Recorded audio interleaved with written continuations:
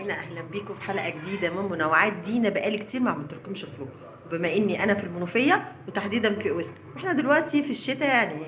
عايزه اخدكم كده في جوله اوريكم بقى السيزون المحاصيل الزراعيه عندنا.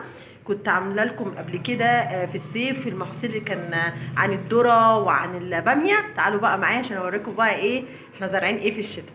يلا بينا. بص اللهم بارك شكل السما مع الزرع. بص والعصافير داخله. ده بقى ايه؟ ده زارعين ايه بقى؟ بص الخضره. انا نفسي اعرف ده برسيم تقريبا، صح؟ هنا برسيم. برسيم ده بيبقى في الشتاء اصلا. بيجي بقى ايه البهايم اللي هم بقى البهايم اللي هي الجاموس والبقر الكلام ده بياكلوا البرسيم، فبيجيب لبن كتير بقى. وده وقت ايه السيزون بتاع الزبده. هو تقريبا ده برسيم يا علي، صح؟ وبص بقى هنا الترومبه. ياه بص بقى كارما بتلعب اهي، الجو الطبيعي بتاع الريف. الله. هنا دي اسمها انايه، بيوصل منها. دي بتاخد من الترعه، دي ميه، دي ميه نيل. ايه بتسقي الزرع بقى، بيوصلوها للزرع. بص تقريبا دي كلها برسيم، لان هو في الشتاء بيزرعوا برسيم. كله برسيم، كل ده برسيم. وده قمح تقريبا. بص هو ده القمح، وده تقريبا القمح. اللي يعرف بقى يقول لي. ده القمح. طبعا هو لسه في الاول، وبعد كده لما بيكبر بيبقى لونه ايه اصفر. ده القمح بيزرع في الايه في الشتاء. نشوف بقى كارما ماشيه بقى ناحيه ايه. بصوا التراب هناك، التراب دي المقابر يعني. فاحنا هنقعد بقى عند الترومبه دي، هنقعد هنا. تعالي يا كوكي، تعالي هنا، احنا هنقعد هنا. هنقعد هنا عند التراب. لا عند التراب ايه، عند الترومبه. طلع عند الترومبه يا علي. عايش عايش كابتن الصعد. المهم عملت ايه امبارح؟ دخلت كام جون؟ دخلت كام جون؟ بص الترومبه هنا يا كوكي. تعالي نشوف، تعالي نشوف في ميه. نشوف هنا في، تعالي نشوف في كده في، تعالي كده نشوف في هنا ميه.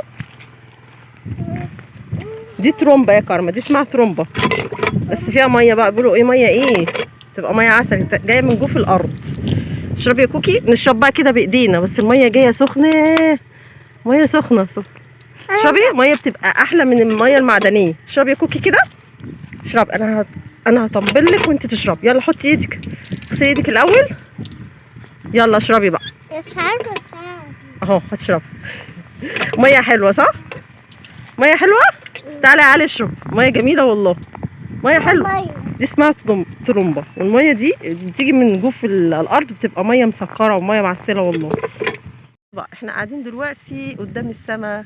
بصوا السحب باين ان هيبقى فيه نطره يعني. المهم بص منظر الطبيعي والشمس وجمالها. وقدام السنابل اللي هي القمح.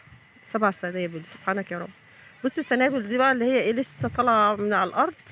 وانا انا صورتها لكم مع الجو. بس هي تقريبا ده كله اللي هي القمح، عشان انا كنت قلت جزء فيه برسيم وجزء فيه قمح. القمح اهو. ربنا يجعل مصر فيها عمار وما نحتاجش اي حاجه، يبقى عندنا اكتفاء ذاتي. بص كل ده قمح بس لسه في الخضار يعني، لان هو لما بيستوي بيدي اللون الذهبي بقى، اللون الاصفر اللي هو اهو 7 سنابل. شوف هي بتيجي في القران. بس حبة انبتت ك7 سنابل اهو. بصوا دي القمح، ده القمح. احنا السيزون بتاعه في الشتاء. سامعين صوت العصافير؟ احنا ممكن نروح التراب دلوقتي اوريكم بقى التراب والجو. بص احلى حاجه الجو كده، تفصل. كان عندك شو تقعد كده في وسط الطبيعه وتفتح عينك بقى. لا هتحتاج نظر ولا تحتاج نضاره ولا تحتاج اي حاجه. احنا عينينا دايما في الكمبيوتر، وعينينا دايما في الاماكن الضيقه. لما عينينا راحت بقى فتحط بقى نفسك بقى قدام بحر، قدام زرع بقى، قدام الواسع بقى، وبعيد عن الناس ووجع دماغ الناس ومشاكلهم وقرفهم. ودي احلى حاجه الواحد يتعايش معاها، مع ذكر الله سبحانه وتعالى. سبحان الله. صوت الطبيعة يا جماعة والله. قاعد تحت شجرة. الشجرة دي كانت يا علي؟ ده بتاع التوت. اعتقد ان هي بتاع التوت بس نشفت. التوت بيطلع في التوت بيطلع في الربيع، احنا دلوقتي في الشتاء والجو جميل قوي. بص الشمس طالعه، جوي حتى الشمس، الجو حلو النهارده في الشتاء مش مشتي. وكارما بقى قاعده جنب علي، صح يا كوكي؟ جنب الايه الترومبه، صح؟ بصيلي، انت مندمجه مع الطبيعه صح؟ ها؟ انت مندمجه. تعالي نروح الترب اللي هي مقابر، نقول عليها مقابر. يلا. اسمها الفلاحين بيقولوا عليها قناية. القناية دي يعني هي مكان كده بياخدوا خط منه، بياخدوه من الترع، والترع متاخده من نهر النيل. يلا بقى اي خدمة. فبياخدوا بقى يوصلوها بقى، بصوا، عشان يدخلوها للزرع. المية طبعا هيسقوا الزرع ده ازاي؟ عن طريق القناية اللي هي دي اسمها قناية. يعني يعني كده ممر مائي كده، ياخدوه يدخلوه، يقعدوا بقى ايه، يدخلوا بقى، يفتحوا حفرة كده، يفتحوا حفرة من هنا ويدخلوا ايه الزرع، يسقوه بقى بالمية بس بالشكل ده. السلام عليكم ورحمة الله وبركاته. أنتم السابقون ونحن اللاحقون. بصوا بقى هنا يا علي، هتقول كده ايه؟ هتقول ايه؟ السلام عليكم ورحمة الله وبركاته. أنتم السابقون ونحن اللاحقون. يعني احنا هنلحقهم. ربنا يجعل يا رب قبرنا وقبركم روضة من رياض الجنة يا رب، واغفر لنا ذنوبنا وارحمنا. أنت مولانا فانصرنا على قوم الكافرين. وصلى الله على سيدنا محمد وعلى آله وصحبه أجمعين. يا جماعة احنا آخرتنا ايه؟ آخرتنا ايه؟ اللي عمال يتكلم على الناس، واللي بيتكلم في أعراض الناس، واللي يتكلم في دار آخرتكم هتتقفل عليكم باب، واللي بياخد حقوق مش حقه، واللي بيظلم. بص الدنيا وحشة، الدنيا خلاص. تعالي يا كوكي هنا، تعالي هنا.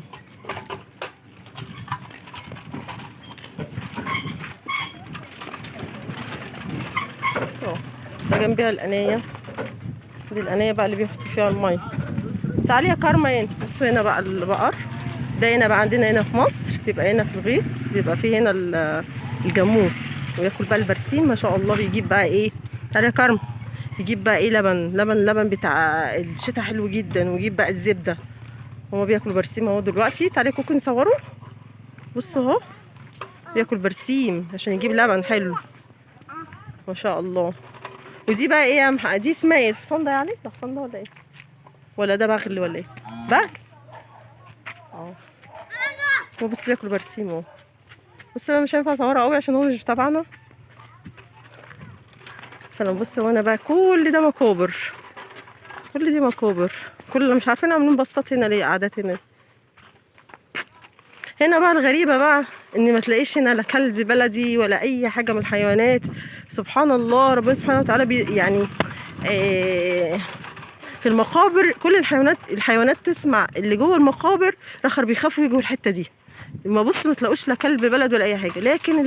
لكن الانس والجن ما يسمعوش ايه اللي جوه المقابر. اللي يسمعها الرسول صلى الله عليه وسلم قال كده، اللي يسمعها اللي هي الحيوانات، بيسمعها الحيوانات، الطيور بقى وال والكلاب والحاجات. بصوا تلاقيش ولا كلب هنا، كله بيخاف يجي هنا، اللي هي الحيوانات بالاخص. السلام علينا وعلى عباد الله الصالحين. السلام. انتوا السابقون ونحن اللاحقون. هنا بقى مش عارفه قاعدين مقابر هنا. احنا بقى اللهجه المصريه بنقول عليها ترب، بس هي اسمها مقابر طبعا باللغه العربيه، اسمها مقابر. وهنا في ترمب هناك، بس بصراحه الواحد ما شربش منه. الزرع هناك كرنب البلدي، بس حاسه ان هو مش كتير يعني. ده البلدي ده اللي بتحسيه مسكر لما بتيجي تاكله. سبحان الله، البلدي بلدي بس قليل قوي يا جماعه، قليل مش كتير. او اللي عاملينه زارعين برسيم كتير، وعاملين اللي هو القمح بس، هو ده وده بقى ايه؟ معرفش ده ايه. ده ايه ده بقى يعني؟ معرفش. بيجمعوا كده حاجات كده ويحرقوها يعني في الاخر، يعني تقريبا اللي هي البواقي يعني من الزرع. بصوا الكلب هناك اهو، في كلب بلدي، حاسه ان هو مش عايز يجي جنب المقابر اصلا. بصوا بيبعد ازاي. بصوا انا بصوره، هو جاي وهو سامع سبحانك يا رب، وهم بيسمعوا احنا ما بنسمعش. هو جاي بس انا احاول. يا ترى هم سامعين ايه وشايفين ايه؟ ان الحيوانات هي اللي بتشوف. هي اصلا كانت بتدور، هي اصلا بتبص على وسايبه ابنها ازاي وماشيه، بس هي تبص عليه. هي يجري وراها دلوقتي. سبحان الله. بص بتبص على ابنها ازاي، ولا الكلبه بتاعتها ازاي. بس ما بيقعدوش عند المقابر، يمشوا جنب الطريق، ما بيقعدوش. انا وعلول قاعدين مدينا ظهري للتراب، ربنا يستر بقى ما يطلع لناش حاجه اهو. بص هنا. وطبعا النهارده كام؟ النهارده 30 واحد 2023. الجو النهارده يوم ايه؟ النهارده ايه؟ النهارده الاثنين. الاثنين. النهارده الاثنين بقى الجو ما شاء الله، الشمس جميله والجو والزرع بقى، وتشم بقى الهوا بعيد عن ضوضاء ووجع الدماغ ومشاكل الشغل ومشاكل الدنيا. بصوا اهو الاستاذه كارما جايه تقعد معانا. صح كوكي؟ ايه رايك في الجو يا كارما؟ اهو ايه رايك في الجو؟ مش عارفة. ايه رايك في الجو؟ حلو. حلو؟ لا هو ايه اللي مش عارفه؟ ما هو الجو فيه شمس وفيه حاجات وشعرك بالهوا هو واقف اهو. صح؟ يلا تقولوا لهم ايه؟ باي باي. لا بصي كده نحترم الناس ونقول لهم باي باي. باي باي. يلا اشوفكم على خير. يلا باي.